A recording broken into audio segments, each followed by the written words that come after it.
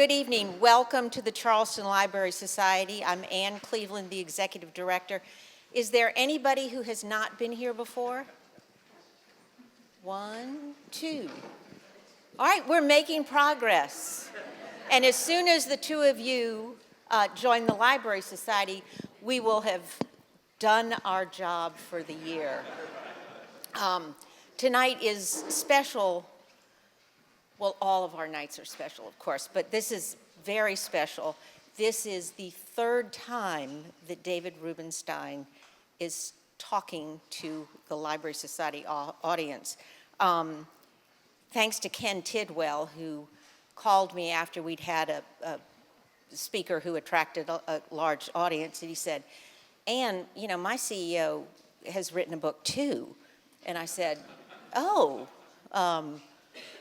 not quite sure who his boss was, but he said, yeah, and I think it's actually more in line for you since you're a history teacher. His first book is The American Story. And I said, well, that does sound great. So we got David to come and had over 300 people show up and buy his book, which made the publisher happy. And then during COVID, when How to Lead came out, we did a Zoom and got a great audience. And then we scheduled tonight's The American Experiment, which I think all of us need to reassess history given the last decade of our lives. I thought we were no longer an experiment, that American democracy was intact, but I think we've learned that it's more fragile than we think. And I'm looking forward to hearing David's remarks.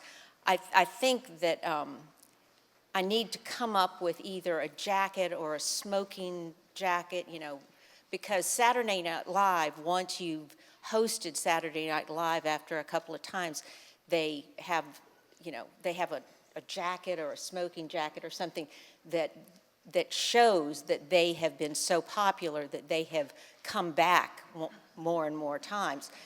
This is your third time, and he has a book coming out in September, which he's going to come back in the fall to talk about. So by then I will have fabricated something that you can wear to show that you are a repeat star. Yeah.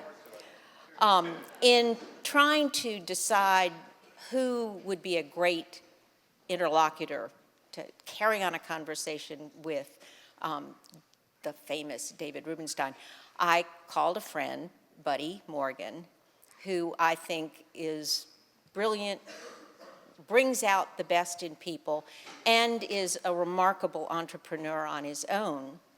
He said it's probably the greatest honor he's ever had to interview David, and you're about to find out that there's much more between the two of them than I would have ever dreamed. So you are in for a treat. Thank you so much for coming and sharing this very special evening with us.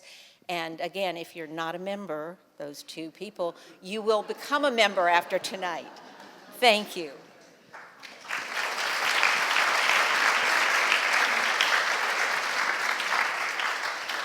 Well, thank you, Ann, very much, and thanks for having me with David tonight. David, welcome. My pleasure, Welcome and to thank you for Charleston. having me back. We are going to start off with that connection right off the bat. It is amazing. Here are two entrepreneurs sitting next to one another. I think the thing I should say that I don't have in common with you are your SAT scores, but I do share the background. We probably lived a stone's throw away in Baltimore from one another. We had dads who served a wonderful career. Yours as a letter carrier in the U.S. Postal Service, and mine as a captain of the fire department in Baltimore County, where we both lived. And we both found a way to get a scholarship because no one could afford in our households to go on and try to make something ourselves. So my first question is, how did your upbringing shape who you are and what you've accomplished to today? You forgot to mention we share the same color hair, too, right? So, Mine is dyed. right. Yeah, my hair is actually dark. I dye it gray to kind of look Very more hip. mature. But Very hip today. look, everybody's is shaped by the household they grew up in, the early experiences.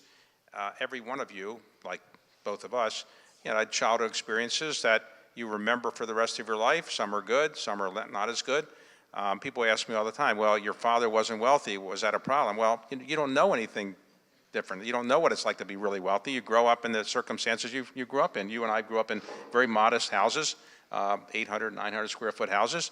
At the time, I thought, okay, I got my little room. That's what else do I need? So I think, I was an only child. You had 4 siblings. I did. Youngest of 5. So I have an only child. Being an only child, anybody else here an only child? If you're an only child, it's more challenging in some ways, some benefits, some challenges. But in the end, I got where I got by a lot of hard work and luck and but the unconditional love of my parents. The most important thing you can give your children is unconditional love and support. My parents didn't have a lot of material things to give me, but they were always supportive of anything I wanted to do. So I've tried with my own 3 children to give them unconditional love and support. But as all of you know, who are parents, the hardest thing in the world to do is to be a parent. Everything else, you can probably figure that out.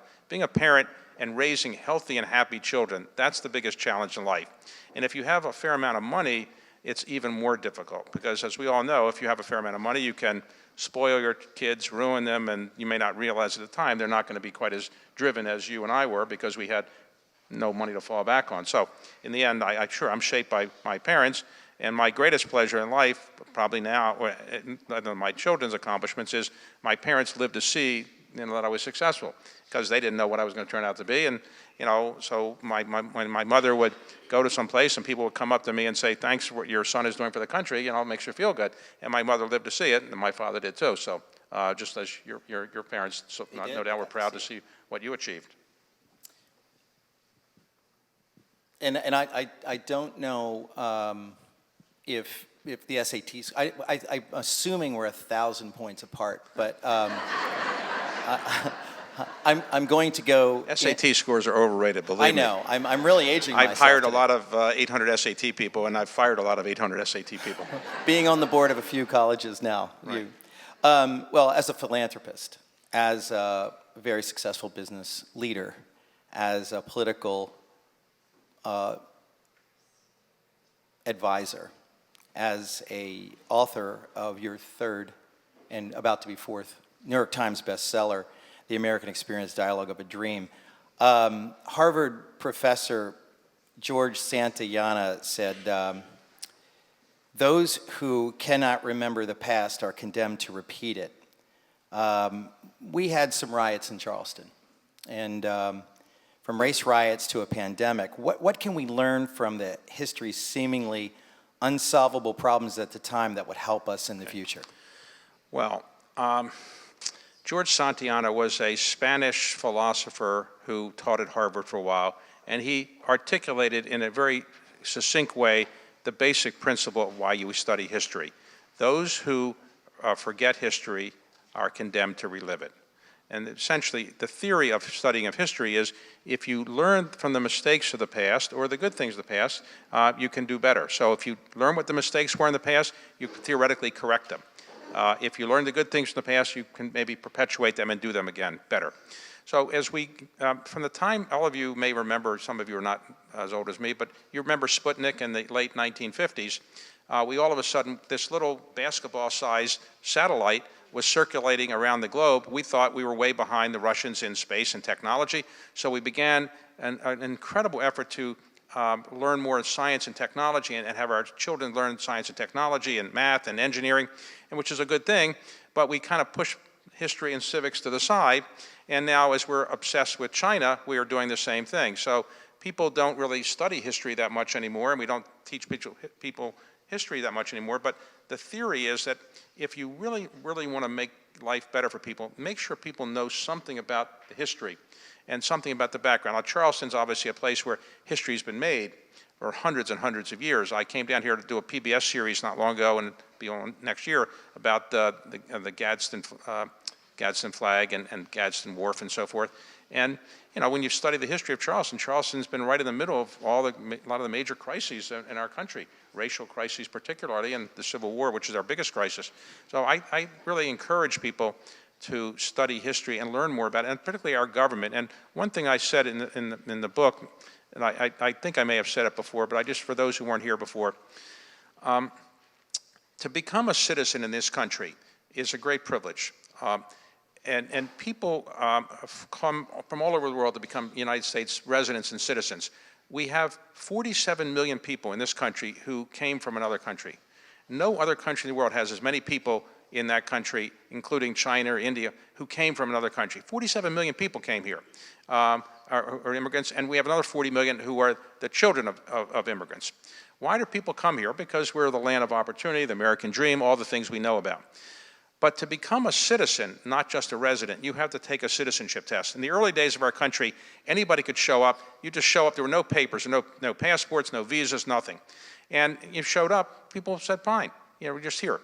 And people coming were from, leaving aside slaves that were brought in involuntarily, people that were coming voluntarily were people who were largely from Western Europe. And then when people from Southern Europe started coming in, and Asians started coming in, and people that weren't quite from the stock of English, we began to impose constraints. In 1925, we had legislation that really made it more difficult to get into this country, and we had that legislation until 1965. And then we changed it under President Johnson to make it easier for people to get in, people of talent, people who had connections, family connections could come here.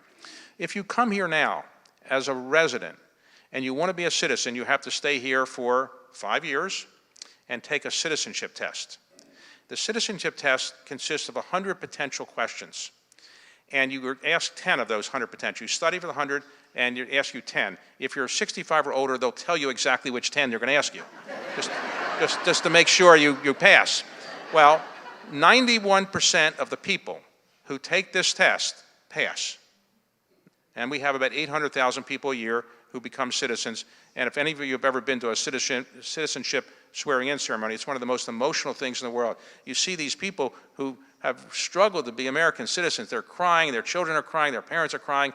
It's an incredible experience. And I try to go to several of them a year just to see the emotions of people. Well, 91% pass. The same test was given not long ago, about 2 years ago, to native-born Americans in all 50 states. And only one state could a bare majority of citizens pass it. In other words, only in Vermont did 53% of the people took it could pass. Every other state, a majority of the people took it failed, which shows you we don't know things. The questions are like, who was the first president? How many branches are there in the federal government? Things like that. So we just need to do a better job of having a history and a background and civics background on the theory that a democracy works as a representative democracy only if you have informed citizenry. If you don't have informed citizenry, you're not going to have a very good democracy. That's why we should learn these things. That's why you and I are probably talking about this subject.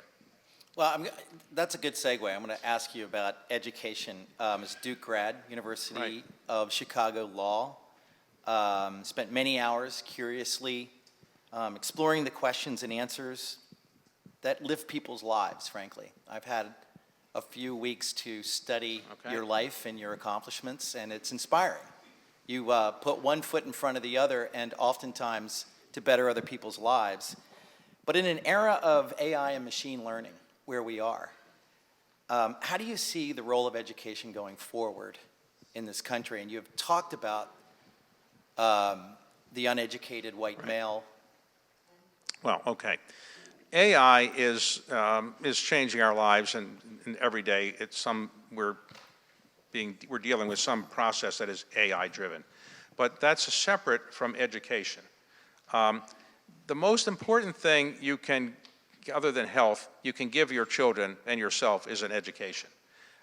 You can, no matter what kind of wealth you might have, what kind of material possessions, somebody could come along and take them, but they can't take away your education. And you could go all the places, and many people who have good educations figure out a way to do something useful with their lives. So I've always said that's the most important thing. I cared about getting an education. My parents were not college or high school graduates, and I really felt they missed out on a lot of life because they didn't really appreciate the stuff you can get when you get an education. So I've told my children, I make speeches all the time, I'm giving all my money away, children, so get a good education. So I've tried to get, they've gone to very good schools, and they've got a good education, and now they're pursuing what I call mankind's highest calling, private equity. So they're all in private equity. But I've told them, I'm giving all my money away, so get a good education, because you can't make, nothing could be more important than what you carry around in your brain. And if you are well educated, and you can accomplish almost anything. Now, obviously, some things have been accomplished by people that are high school dropouts, people who are illiterate, but that's unusual. The better course is to get educated. But the most important thing is to not think you're educated when you get a college degree. I like to remind people when I give a commencement address, the word commencement is beginning, not end. You're commencing your job as an educated person, not ending it. And it's sad to believe, but the statistics show that 30% of all Americans who have a college degree never read another book after they get their college degree. 50% of Americans have not been in a bookstore or bought a book online in the last 5 years. Now, books are different than internet tweets and so forth. I think a book focuses the brain, and I try to read a lot of books, and I try to get my children to read a lot of books, and I encourage people to read books because it focuses your brain. You got to spend hours and hours getting through the book, and it's just a good process. You know, I just can't imagine what Shakespeare would have done or other people if all they had was internet tweets to kind of respond to or write. It's just a different world because, you know, anyway. I just think that education is such an important thing that you can't really do much more important things than helping people get educated. So while I've been getting some attention for my so-called patriotic philanthropy, most of my money honestly goes to as scholarships in various places around the country and places. Because that's the most important thing you can do is get people educated, in my view. I'm not going to pry into your personal life, but I have a pretty personal question to ask you. And this question, because we're sitting in a library and it's been written and I read, so it had to be true, that you read 6 books a week. And I think I can get Ann to give you a library card here if you'd like. But what are you reading this week? Well, I have a trick, which is I interview a lot of authors, and I have a theory that it's a courtesy to read the book of an author that you're interviewing. So I read these books, and it's kind of, I force feed myself to read books because I'm interviewing authors all the time, and I enjoy it. And so I'm just reading a book now that I'll interview the author very shortly on Admiral McRaven. Admiral McRaven, who was in charge of our effort to catch Osama bin Laden, and did so successfully, and he wrote a book, and I'm going to interview him about this. I'm interviewing on Friday Brett Baer, who's the Vox commentator, on his book on Ulysses S. Grant, which is a very good book. So I tend to read. I have a trick as well.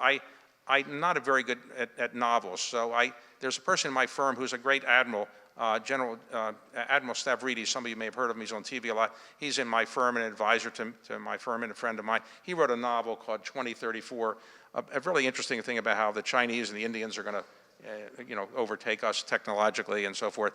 But generally I read books that are biographies because I'm always interested in saying, how did this person get where he or she got? History, because I like history. Politics, because I've been in politics, I enjoy that. And I read books about business as well. So those are the subjects I know. So the trick is, if you know the subject reasonably well, it's not that difficult to get through it. Now, I'm just reading a book. I have to interview the author, Ian Toll, on his third volume on the war in the Pacific. It's about a 900-page book, and sometimes you think these people are being paid by the word, as Dickens was. And so when you have a 900-page book, what do? Well, the trick is, I think, don't read at the beginning. Find some chapters you're interested in, and then dig in the middle and read the end, and you work your way through it. Because, it's too intimidating. I've started War and Peace about 30 times and have never gotten very far. There's 500 names in it. I can't remember all the names. It's too complicated. So I try to, if it's a very big book, I'll try to pick the parts I really want to read and then work my way through it, but not chronologically, page 1 to the end. But it's pleasurable. It's not something I find a chore, so it's easy to do. A business question. Yes. How does our sustainable energy initiatives contribute to the overall health of the planet? If America is less than 5% of the world's population, and large population countries like China, India, and Russia can't clean up their act in time? Well, this is a very complicated question as to which, if there was an easy answer, I would have been in Iowa, New Hampshire, South Carolina a long time ago if I had the answer to this stuff. In the history of the world, it's been very difficult to find any example like climate change. And I think that climate change we should use a better word. It used to be called global warming. Now it's climate change. I would call it life extinction, because essentially that's what you're really talking about, is extinction of life at some time, over a period of time. But it's very rare in history to have people do something that is not going to benefit them and maybe even their children, and maybe not even their grandchildren. They won't see the benefit of this for 100 years or so. But if we all stop doing the kind of things that we all do, that use greenhouse gases and so forth, we're not going to really get rid of the greenhouse gases around the earth for quite some time. It's going to take quite a while, 30, 40, 50 years before we're going to see an impact. And it's very difficult to think that humans are going to do something on a sustained basis that they're not going to see progress in, particularly if, as you point out, if we do something great here, and people in India and China, which are the other two big polluters in the world, they're not doing anything. And so it's a complicated issue. There's no easy answer to it. I do think we've made some progress, but what the goals are, that, to make it simple, what the goals are this. If we did nothing to change the way we use energy right now, by the end of this century, 2100, it is said that the temperature would be 4 degrees Celsius higher than it would otherwise be. In other words, whatever the temperature before the industrial age, whatever the temperature was before industrialization came along, let's say the average temperature was, I don't know, 70 degrees or whatever it was for the globe.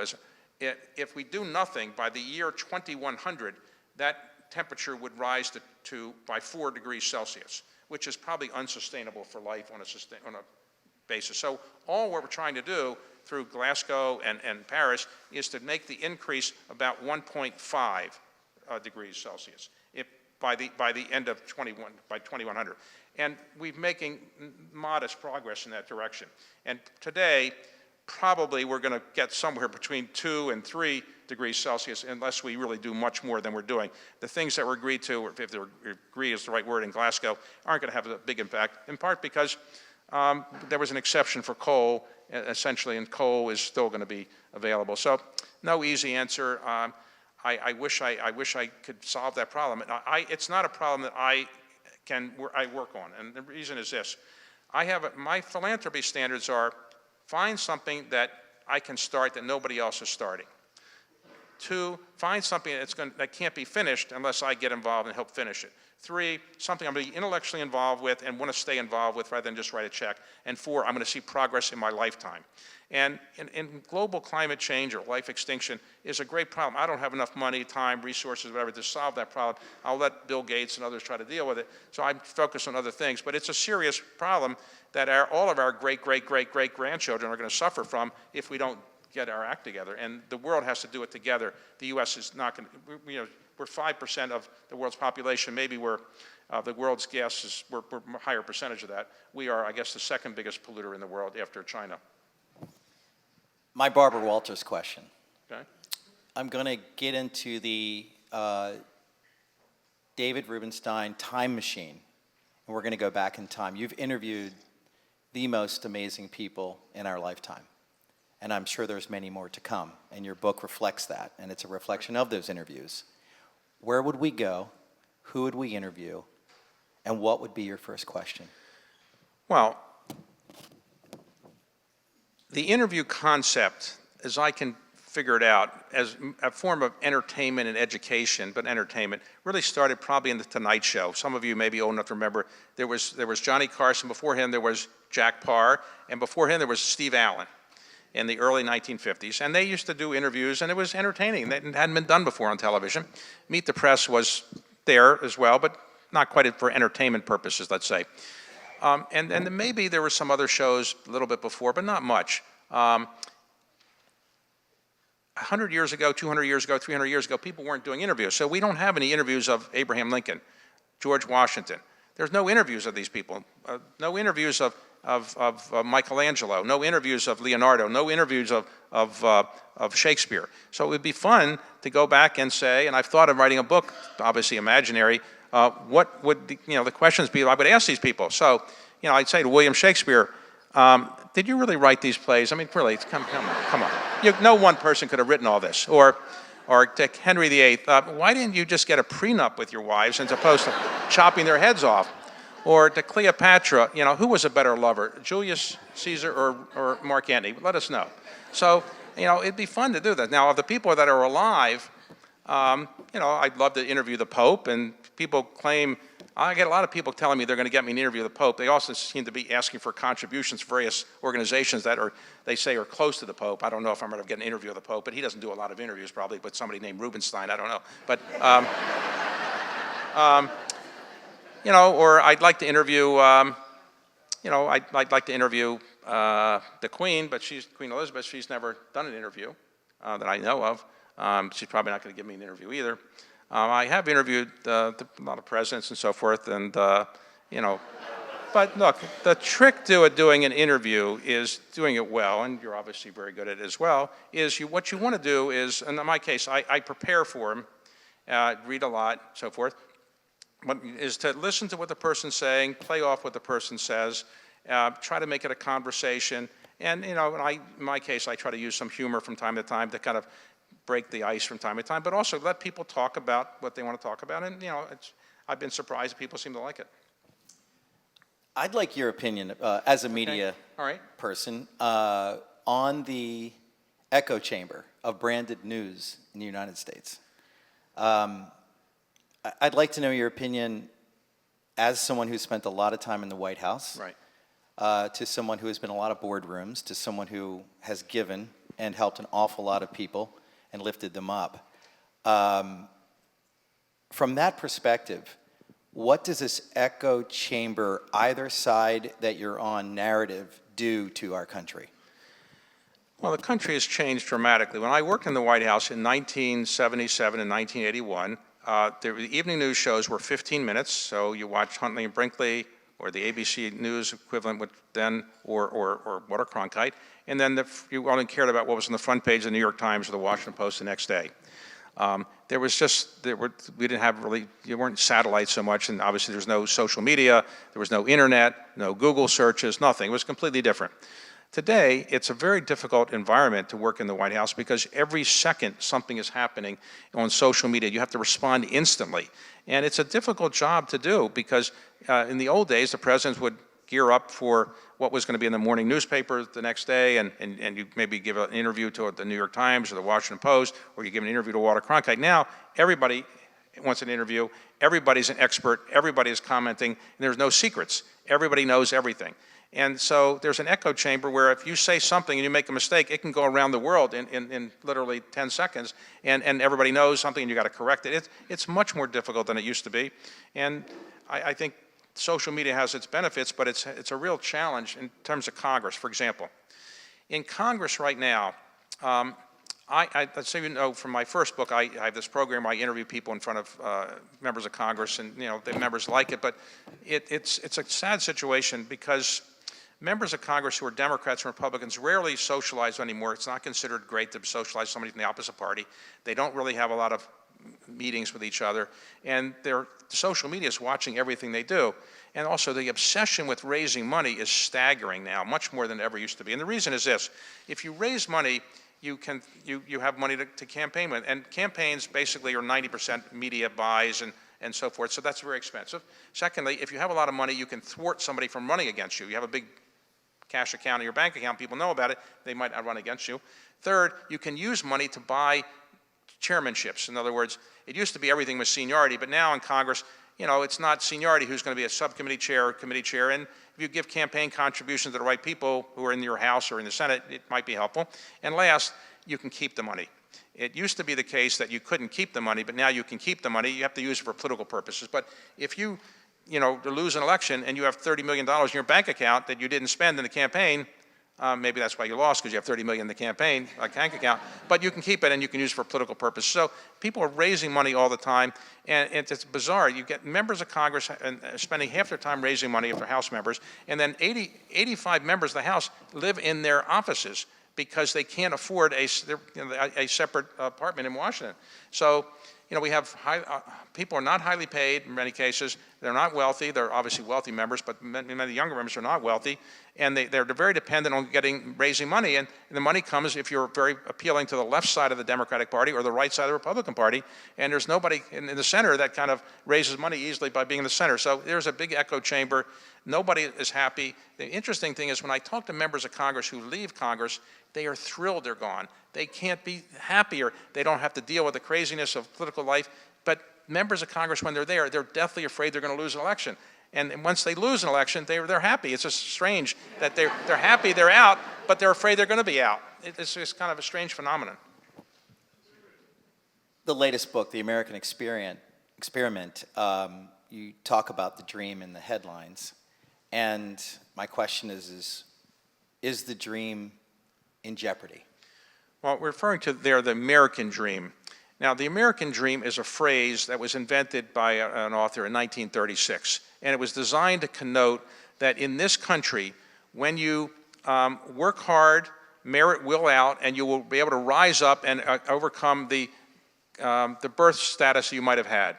That is not true in other countries. There's no Mongolian dream. There's no, Russian dream. There's no, Ecuadorian dream. It's the American dream. It's because we were a country of immigrants, and we're people of hard work, entrepreneurial nature, and people who came from very poor social status. The people coming in as immigrants weren't usually the wealthiest people in other countries. They were poor people, like my ancestors. They were coming to make a new life, and they believe in the American dream.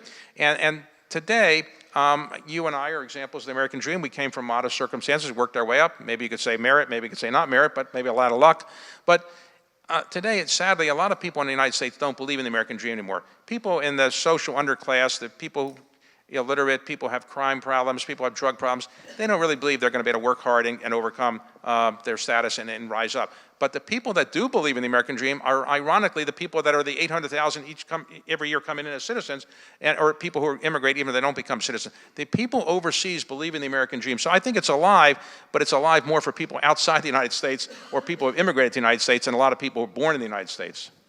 For those of us in the United States, and your books beautifully capture the past, but looking in your crystal ball as a future, how has coronavirus, what will the history be of the coronavirus in your opinion?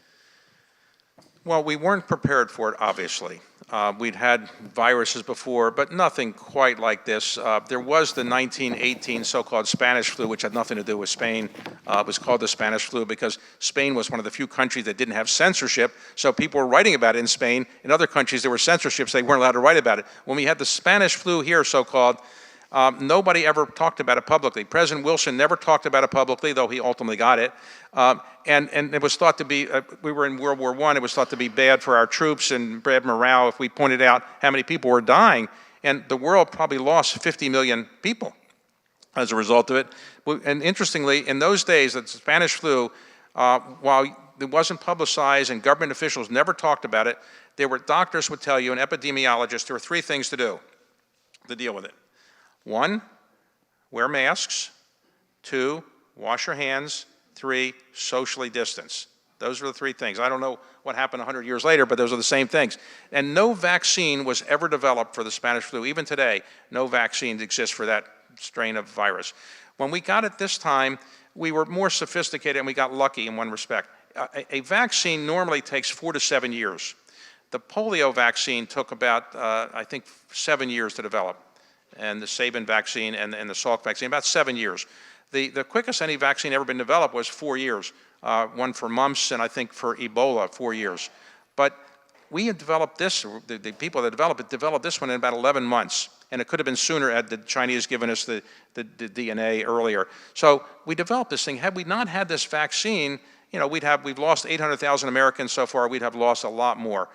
So we're very lucky about it, but we're not, in my view, not much better prepared for the next vaccine or the next virus because we still have a healthcare system that's very dependent on foreign supply of goods. As you know, we got to get our masks from Korea, China, other places. We just didn't have enough supplies. I'm not sure we're really in better shape than we were. We might talk about being in better shape. I'm not sure we're really better. What I learned out of it was the fragility of life. 800,000 people died. I'm 72 years old. People my age were more suspect than people, or in danger than people who were 25. And so I wondered, am I going to get it? And, all of a sudden, gone. And remember, in the early days, you went into a hospital, they didn't honestly know what they were doing so much. They put you on ventilators. 65% of the people who went on ventilators never got off ventilators. And now we have better treatment, we have pills, we have other things, we can treat people better. But in those days, early on, people went in, it wasn't very good. And we've learned that we are dependent on science a bit. We've also learned that the country is split down the middle, and some people are not going to take vaccines, and some people just aren't going to believe in it. And we've also learned that you can make a political issue out of whether you get treated a certain way or not. It's a complicated thing. I just focus much more on my own mortality, and so I resolved to get more things done more quickly because I figured, something bad can come along and I could die quickly. And I'm actually doing what I've said before, and I'm sprinting to the finish line. I'm trying to get as many things done as possible because you never know when something like this virus can come along.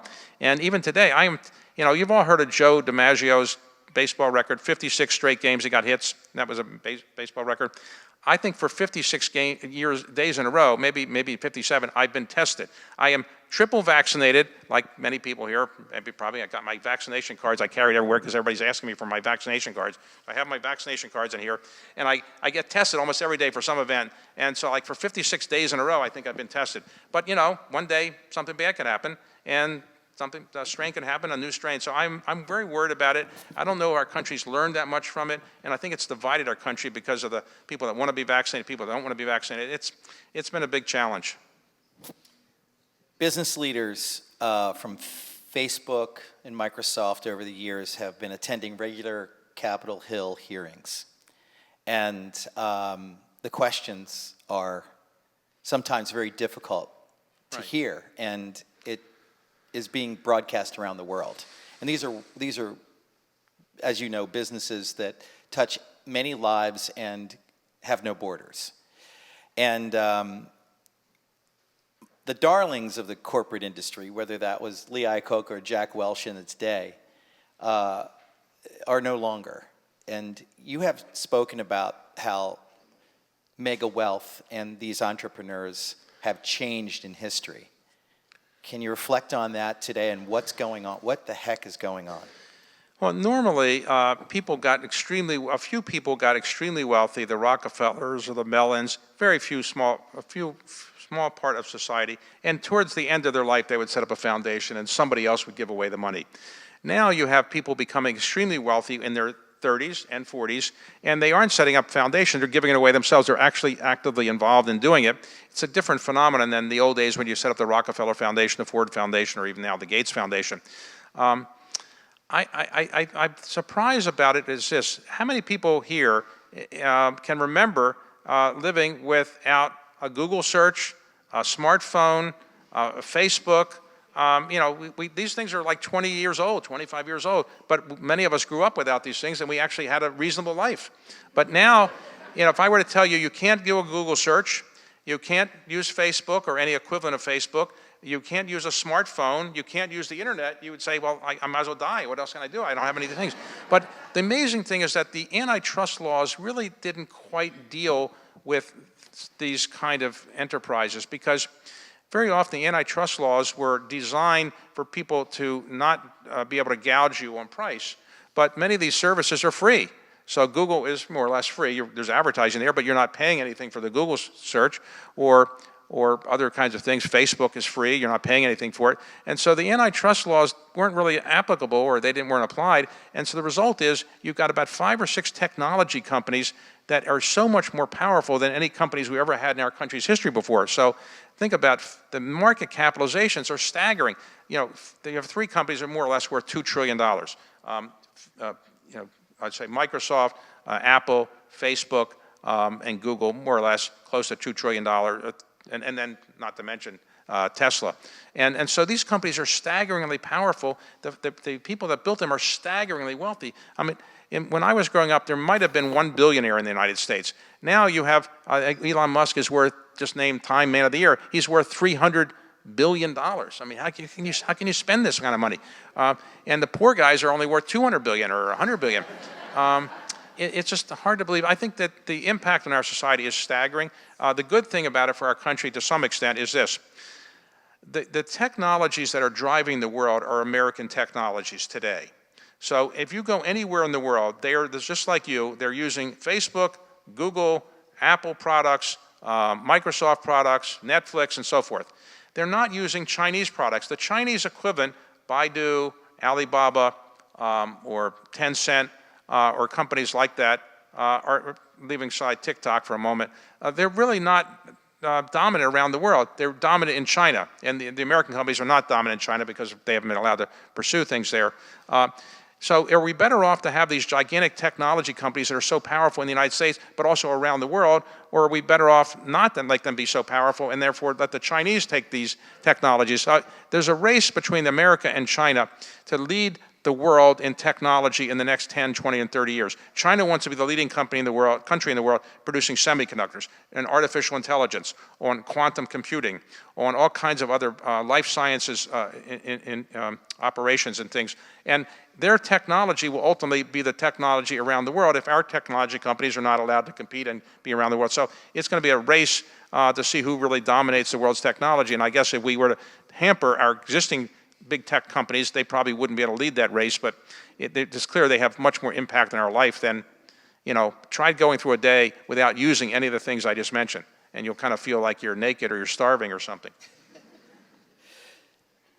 I'm proud to know you and meet you and interview you, and for many reasons, but the one that I love the most is you created a new category of giving. It's called Patriotic philanthropy. And how do you define this category since you created it? Yeah, it's a funny phenomenon because 90% of my money actually, and I'm giving it all away. I'd resolved to give it all away as an original signer of the Giving Pledge. And you don't have to give it all away. The Giving Pledge basically says if you have a certain net worth, you're committed to giving away half of your net worth upon your death or during your lifetime. And of course, you can say, I'm going to sign the Giving Pledge and I'm going to give it away on my death, but if you die and you don't give it away, what are we going to do to you? Disinter you? We can't do anything. So, some people have signed it, and honestly, there's not a lot of evidence they've given away a lot of money, but some people are giving away staggering amounts right now. And most of my money goes for medical research and education, scholarships, but 10% goes to this thing that's gotten 99% of the attention. It's called patriotic philanthropy. But what I meant by that is when I bought the Magna Carta and I started buying the Declaration of Independence and other historic documents and putting them on display, I was saying these are good things to have people see. Maybe they'll remind people a little bit more about our history.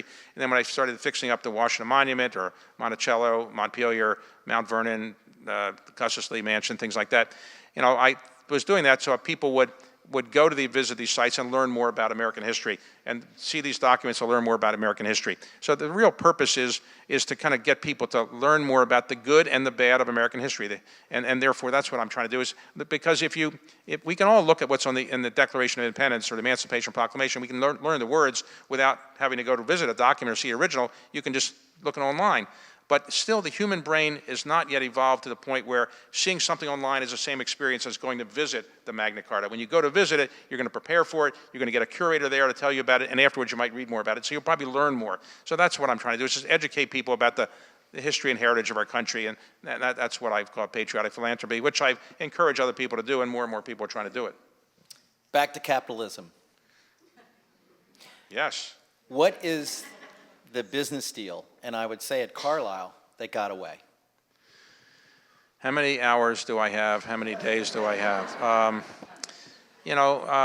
Every business, look, I'm not a fisherman, but fishermen, it is said, like to talk about the ones that got away. Anybody ever caught a fish get away?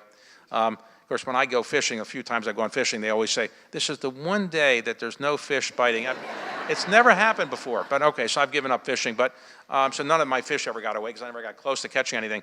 But in terms of getting away, I've seen so many deals that I passed on. So the famous one that some of you probably have heard about, when my now son-in-law was at Harvard, and my daughter now, his wife, there, he told me that his classmate at Phillips Exeter in Harvard was Mark Zuckerberg, who I'd never heard of before, and he said he was starting this company, and he described it to me. I said, look, that's a dating service. That's not going anywhere. I've seen those before. And it was only for college kids, the dating. That's what it was originally for. They were trying to raise $30,000, and they didn't have anybody. One college classmate ultimately gave it to them. That's worth about $16 billion now or something like that. So that was one that got away. Another one that got away was Jeff Bezos. When Jeff Bezos was starting his company, it wasn't that novel. There were books being sold on the internet already. He didn't invent that idea. He had a way of doing it that was a little bit different, but he didn't invent the idea. And he came to a company we owned in North Carolina called Baker & Taylor, the second biggest book distributor in the United States, which had the bibliography of all the books in print. And to be able to sell books over the internet, you have to have a list of the books. So he wanted to rent our bibliography of books in print. We said, well, it's a proprietary thing. We're not renting it to you. We need it. He said, well, I'll give you 25% of the company I'm starting. And we said, wait a second. We don't want a piece of a new company. We're not stupid. So our people said, we'll tell you what, we'll rent it to you for 5 years for $100,000 a year. So after about 2 years, I didn't really know anything about this at the time, honestly, because it was being done by our company. And 2 years after this happened, I read in the newspaper about a company called Amazon that was going to sell books over the internet. And I said, wait a second, you know that idiot you sold for $100,000 a year? This thing, we can make more money by selling the bibliography of books in print to this idiot. And he said, no, that's the idiot I already did the deal with. So, okay. So I kept reading more about Amazon, and I finally said, we should go get 25% of the company. So I flew out to see Jeff Bezos, and he was in a ramshackle office building. It was really not much. And the way the business worked then is, if you wanted a book, and all he did was books, if you would send an email order into him, he would then send an email order to the publisher. Publisher would send him the book. He would put his packaging on it. He would then package it up, and each night he would take it to the post office. And it'd take about 2 weeks to get a book. So I said to him, Jeff, I think we take the 25% of your company. I've looked at the numbers, and I think you're going to go public in a year or so, and I think you're going to be worth almost $300 million. He said, I'll never be worth that much. So he said, David, I don't need you that much anymore. That was 2 years ago, but I tell you what, you were helpful in the beginning. I'll give you 1% of the company. We'll call it a day. So we got 1% of the company. As soon as we went public, we sold it all. So that was about $20 billion ago.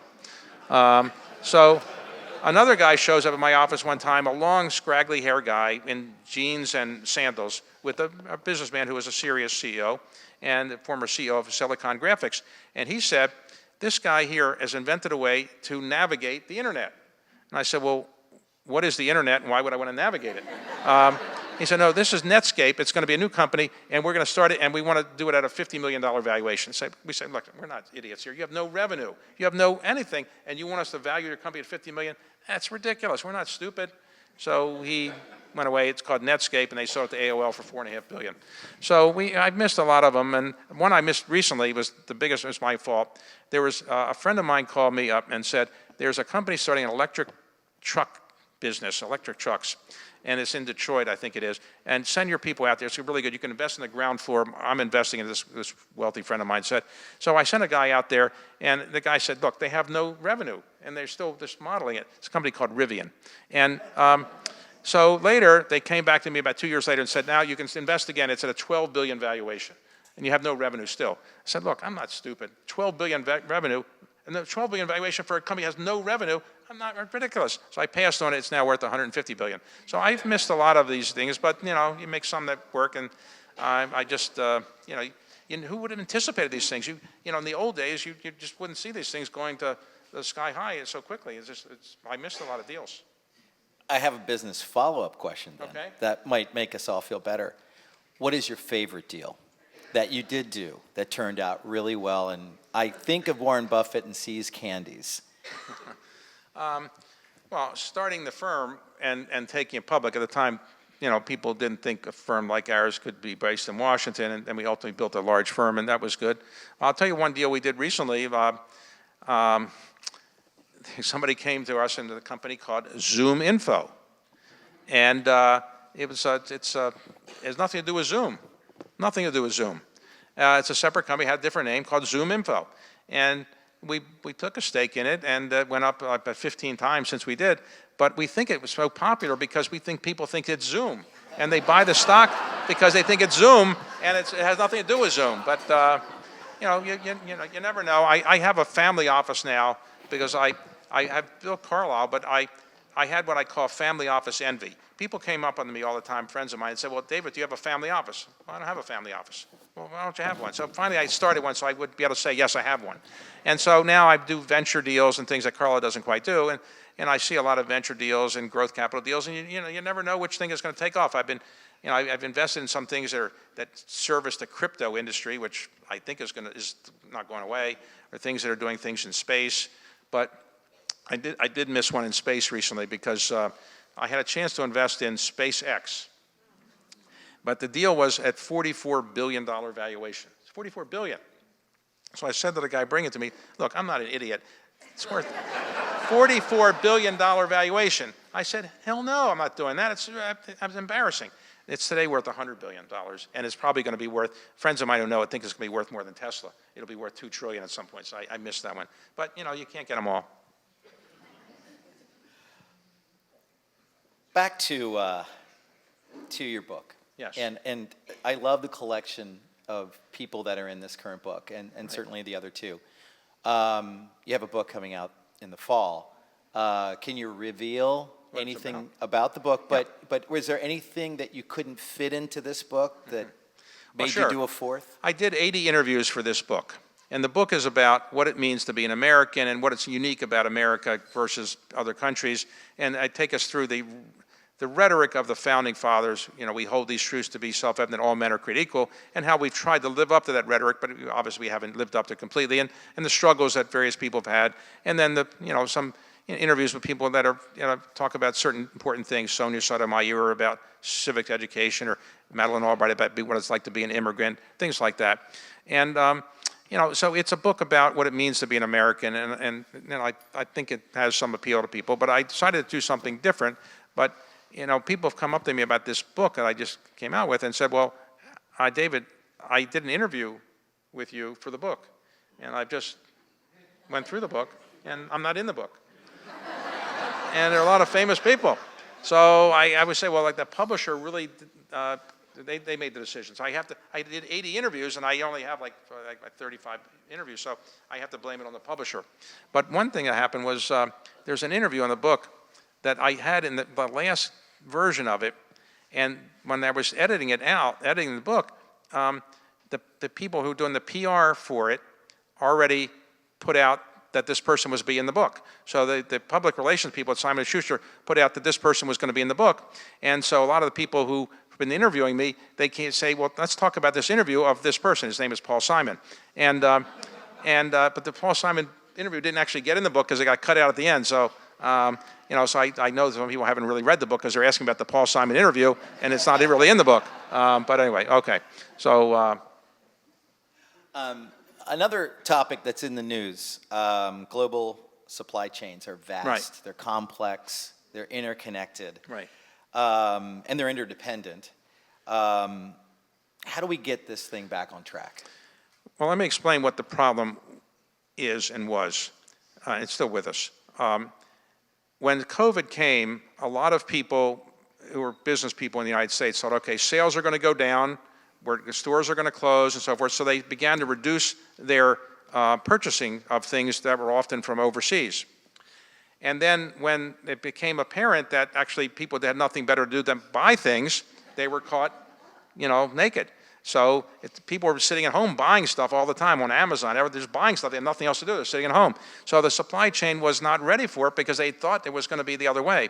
And then the other problem that had arisen is that as the demand rose, people found they couldn't get their employees to come back to work to produce these products because they'd laid people off, and hiring people back at the same wages before wasn't appealing. People didn't want to go back to work. They were getting government subsidies or whatever. So it's been a very challenging thing. And it's also, we found that the same problem exists around the world. So it's been a problem. It's going to take another year or so before you have the supply chain situation back in some kind of normal situation. And the problem is, because the supply chain is in balance, prices are going up. And inflation is at a 40-year high, or not, since I worked in government, I got it to 15%, but it's at 6.8% for the last year or so, month over month. It's not going to stay that high, but it's going to be there for a while, and I think the Fed will probably increase interest rates to kind of dampen the inflationary effect for a while, but that's a serious problem for any politician trying to get reelected. Inflation is going to be a big problem for a while. I have a statement to make because, Ann, I don't know how you want to wrap this up, but I have one more question for you Sure. as well, which I think you'll love. Okay? Can I make the statement and then the question and then give you the microphone? Oh, you want me to do whatever I want? That's really dangerous. I just have a statement to make. I have immersed myself in everything about you, David, over the last few weeks to prepare for today, and it was hard to whittle it down. And I will tell you that you make it proud to be a human being. You've done an incredible amount of work to help this world, and I appreciate that. Well, thank you. A big round of applause. Thank you. So, thank you. So, first, let me thank you all for coming. Look, all of us are very privileged to be Americans or to live in this country. And I just encourage all of you to think about the kind of things I've been thinking about. What can you do with your life to make it a little bit more meaningful than it might otherwise have been? What can you do for your city, your library society, your state, your country, to make it worth a little bit more than it was before and better? And everybody can do something. You don't need to be extremely wealthy. The most valuable thing you can give is your time. You can't get more time. You can always make more money if you care about that. But so I just encourage all of you to think about what you would like to do that would make your parents proud if they were around still, and if they are, that you've done, and what you would make your children proud. Now, it's easier to make parents proud than children proud. My children have no interest in those are things I'm doing. But it's obviously, all of us are here for a relatively short time on the face of the earth, relatively short time. In times of distress and so forth, it seems like a long time. But all of us are here for a relatively short time, and I just encourage people to think about what more they can do to make society better, to make the world a better place. And I've enjoyed being here in Charleston. I've come here a couple times for other things, and it's a wonderful city. All of you should be proud of your heritage in terms of the most important things that happen in this country. Many of them happen here. Obviously, some things are complicated, and there are lots of challenges about some of the historical things. But, it's a beautiful city. You all should be proud to be residents here, and I have enjoyed very much being here, and thank you, Ann, for inviting me. Again, I hope I'll be invited back. And my next book is about what will make you, if you read it, make you wealthier, because it's about how to invest. And this is the most important thing, is how to make more money and be wealthier. That's the most important thing in society. No, it's not. Wealth will not buy you happiness. It will only, it's on the margins. The hardest thing in life is to be happy, as we all know. It's the most elusive thing in life. And I think one of the things that makes people happy is helping other people. So that's what I encourage everybody to try to do. Thank you very much. Thank you.